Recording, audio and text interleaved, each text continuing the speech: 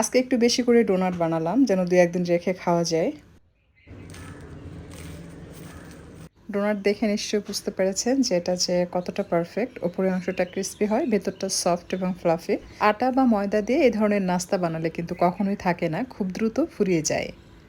আর সবচেয়ে বড় কথা, অল্প খরচে এই নাস্তা বানিয়ে নেওয়া যায়। ডোনাট বানানোর জন্য আমি নিয়েছি এখানে 1/4 কাপের মতো বাটার, আর সাথে দিয়ে দিচ্ছি গরম দুধ ১ কাপ।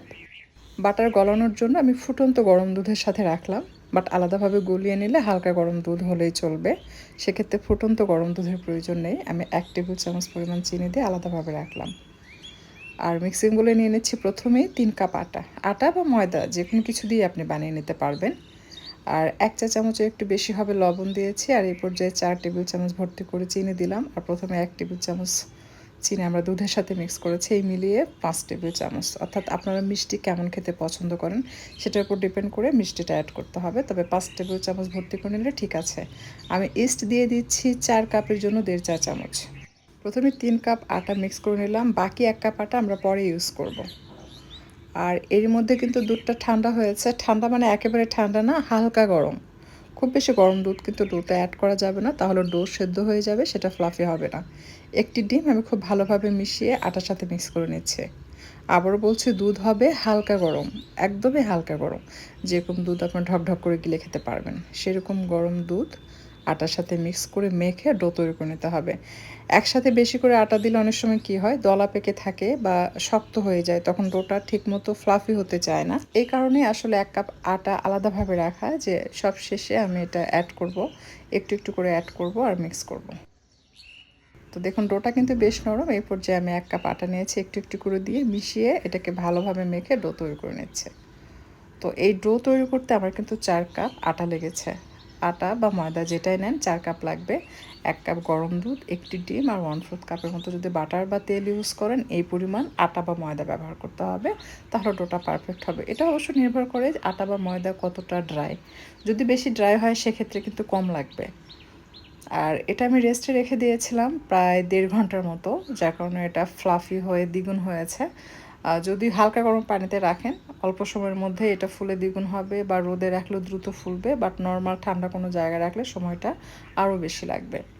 এরপর ভিতরে যে হাওয়াগুলো ছিল সেগুলো বের করে দিয়ে আমি হাতের মধ্যে নিয়ে এটাকে গোল গোল করে তৈরি করে তারপর মোটা করে রুটি বেলে নেব। এখন হয়তো অনেকেই মনে মনে ভাবছেন যে পরে যে আবারও ১ কাপ আটা মিক্স করলেন সেটার জন্য আপনার ইস্ট ঠিক আছে কিনা, বা সেটা ফ্লাফি হবে কিনা, বা মিষ্টি লবণ কম হবে কিনা। একদমই কম হবে না, সব পারফেক্ট হবে।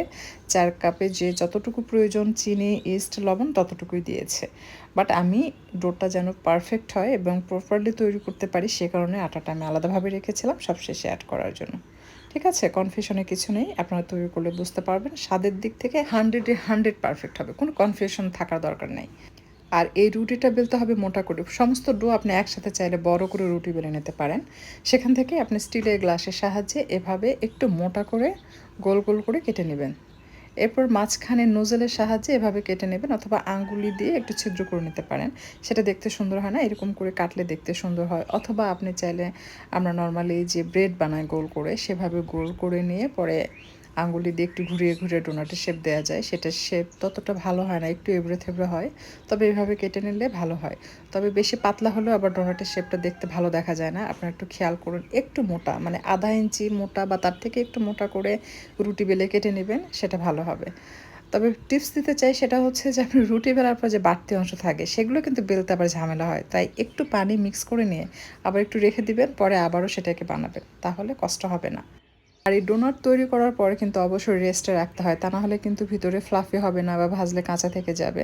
তো আমি যেটা করেছি, এগুলো আসলে ছোট ছোট করে যেগুলো বানিয়েছি সেগুলো রেস্টে রাখিনি, সবগুলো বানানো হলে ভাজা শুরু করেছে। যে ৩টা আমি আপনাদেরকে প্রথমে গ্লাস দিয়ে কাটিয়ে দেখিয়েছি, এটা সবার শেষে ভাজলাম। কেন, এগুলো বানিয়ে ভাজতে ভাজতে যে সময় চলে যায় তার মধ্যে এটা কিন্তু সুন্দরভাবে ফ্লাফি হয়, মানে এটা সময় পায় রেস্টে রাখার। আমি আলাদাভাবে রেস্টে রাখি না। আপনারা যদি বাসায় ডোনাট বানান একদম পারফেক্ট রেজাল্টের জন্য আপনারা অবশ্যই কমপক্ষে ২০ মিনিট রেস্টে রাখবেন, যে কোনো কিছু দিয়ে ঢেকে, তারপর আপনারা সেটা ভাজবেন।